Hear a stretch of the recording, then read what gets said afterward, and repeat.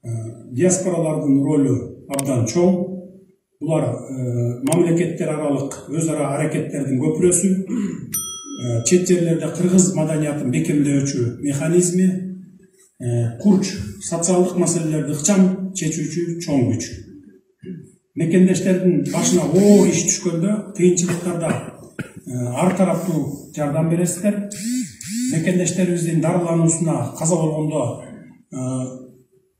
сөөгүн мекенине жөнөтүүдө каражат чогултуп жардам бергенин көрүп жүрөбүз.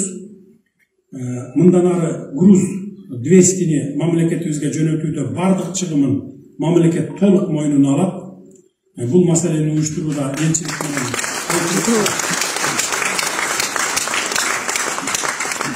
консулдуктар иштешет.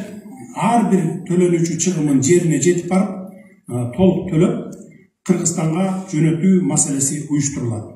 Бул боюнча мен жакында указга кол койдум. Мындан ары Кудай буйрса ошондой болот. Биз сиздерден мамлекетке акча келип атканда жакшысыздар дагы, анан кырсык болуп, ушу каза болуп калса, сөөгүн талаага таштап койгон, бул адамгерчиликке да жатпайт. Моралдык жактан